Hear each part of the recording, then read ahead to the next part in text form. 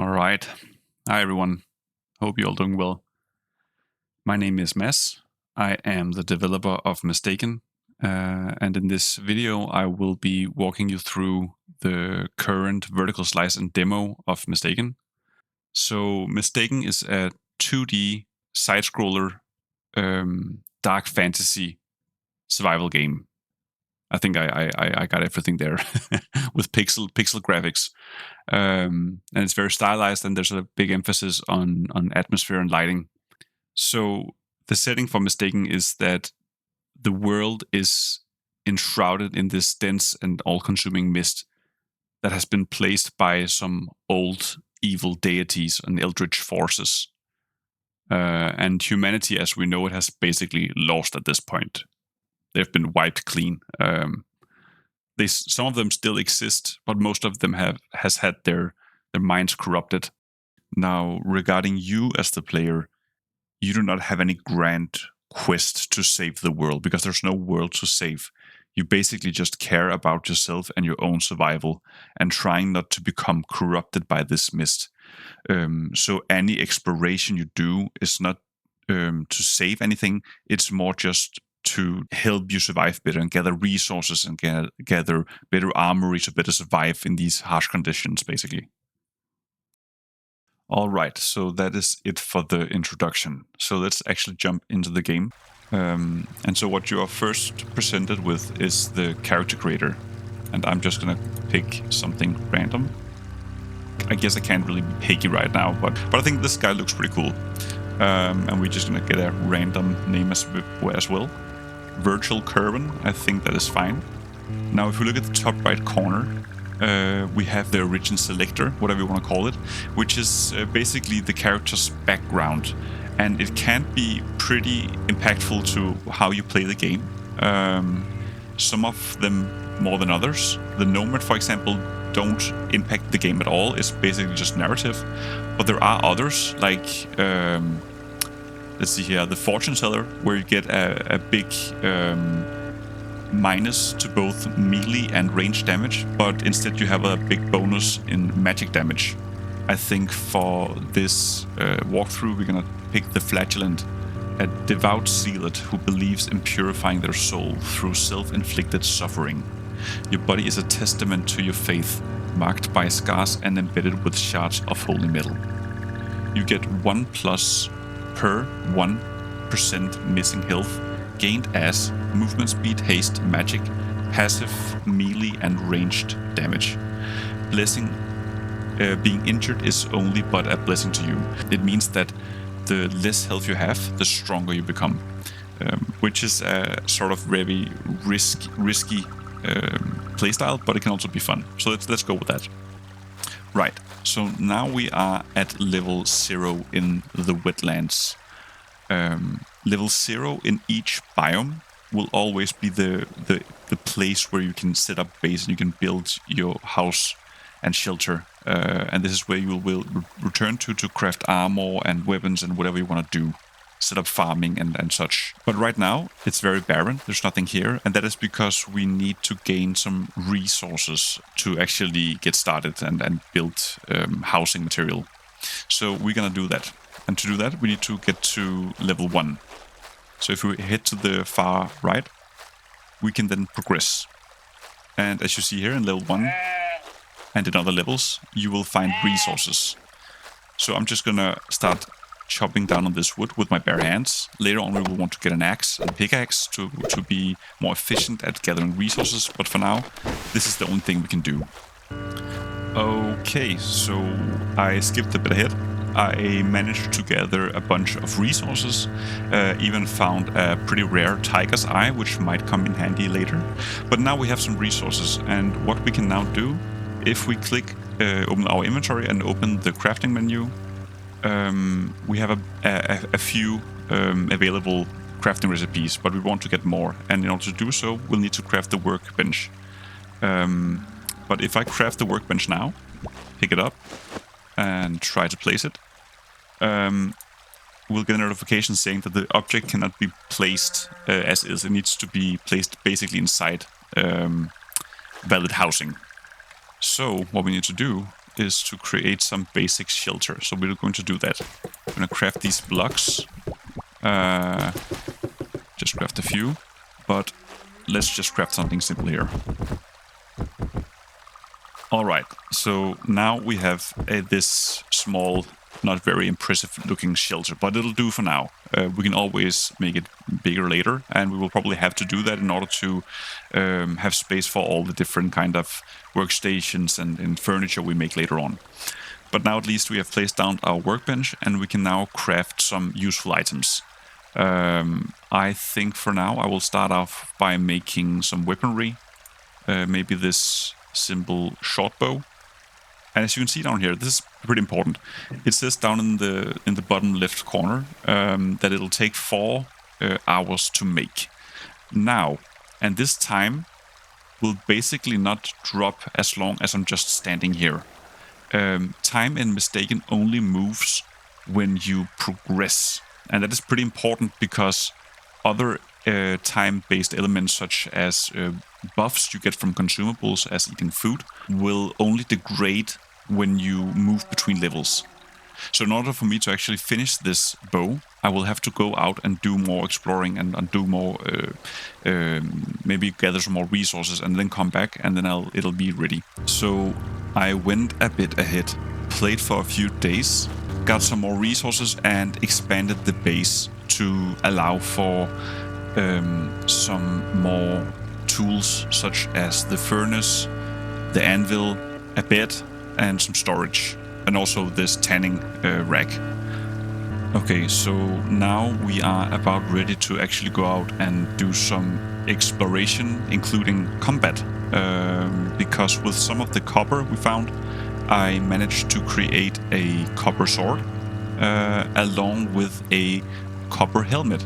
And one thing to note here is that the color and the affix of this copper helmet it's a rare copper helmet. So the way that rarity works in Mistaken, basically there isn't a set of predefined affixes. Instead, in Mistaken, all the available stats on a piece of item is randomly rolled between values of minus 100% and plus 100% or something in that sense.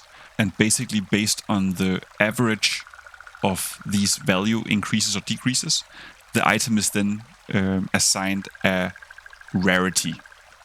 Right, but so because the fishing rod is not done and the crops are almost but not quite yet done, I guess we'll just have to make do with what we have right now. We can eat some of this mashed mushrooms, and then let's actually go out and start doing some actual combat and exploring. So we should at some point stumble into some stuff. Okay, so here we are. These are very basic enemies. This is a tick. It should be somewhat easy to avoid.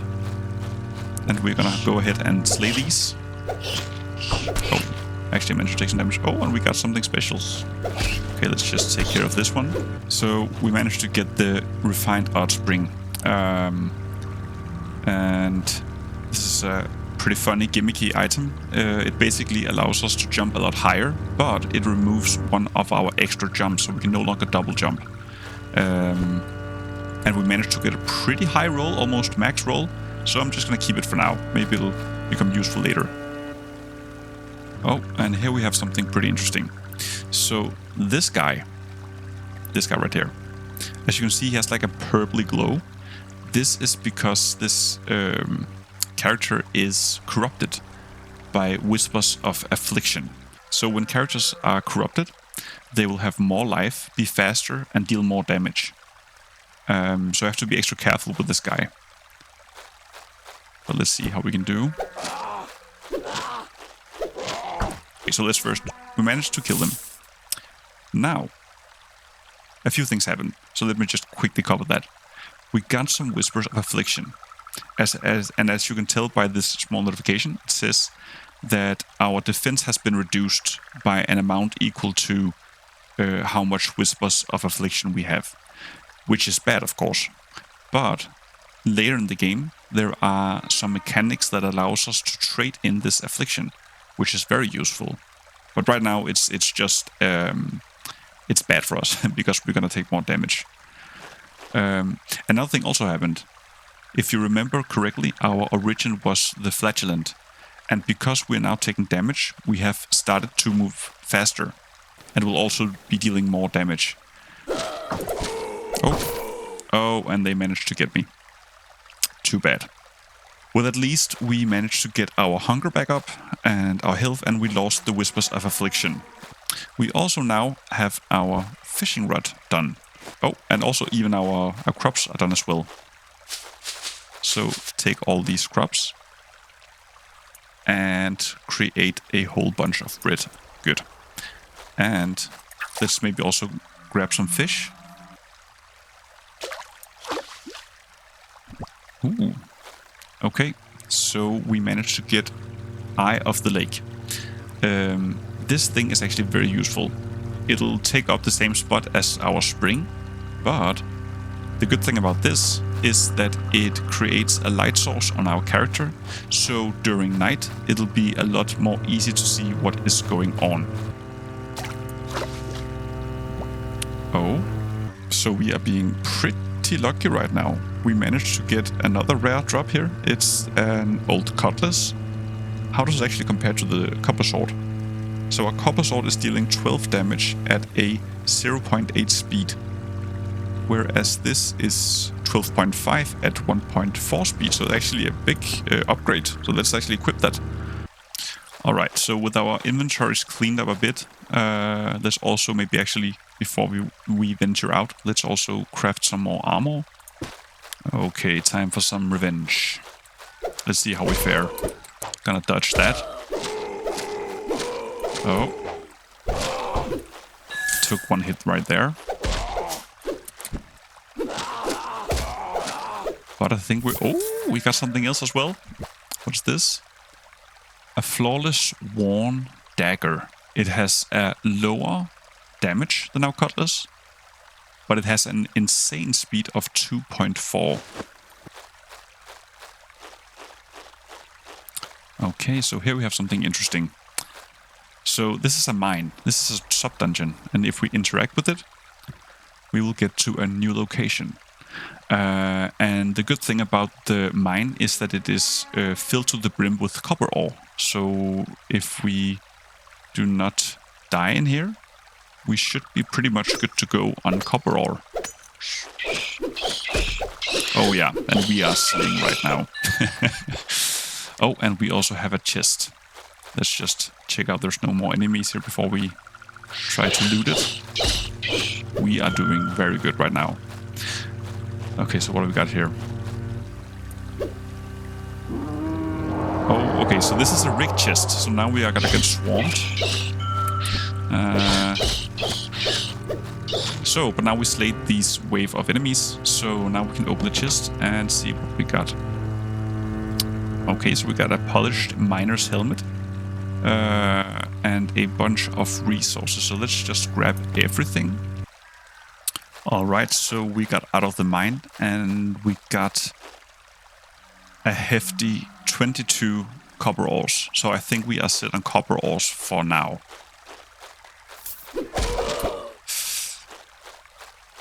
Do not want to take a direct hit from these because that'll give me some damage over time. And I do not want that. But I think we managed. I think we are in the clear. So let's see what kind of rewards we got. Oh, okay. Now we are talking. We got a flawless old blunderbuss with a whopping 30 damage and a speed of 0.9. Okay, so I think this will carry us through the rest of this walkthrough. And here is something I was hoping we would stumble across. This is a cartifact machine. It is a magical device that we can insert money into, and it will give us cartifact packs. Cartifact packs is a type of trading card game within Mistaken. And if we open it, we will get trading cards. So basically, cartifacts can be seen as equipment that interact with each other and the way that the player fights with enemies. So for example, with this card here, it says damage dealt is increased by 10% per element applied with the attack. So this basically means that if I'm dealing fire damage and frost damage, my attacks will deal, in that case, 20% more. And here is another card called Cold Wind. It says dealing magic damage now has a 30% chance to also be cold damage. So you can kind of see how these adds up. So if I go into my inventory, my character panel, if I were to add first Cold Wind and then Elemental Flow, now if I did any magic damage, which I can't do right now because we don't have any magic weapons, but if I did magic damage, if it then did cold damage, the next card in the stack would trigger, giving a 10% increased damage dealt.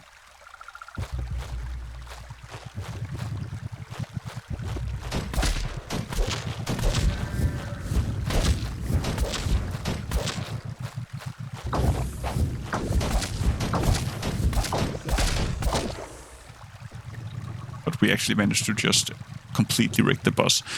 So, case in point, some fine-tuning is needed. I think we got lucky with the flawless blunderbuss.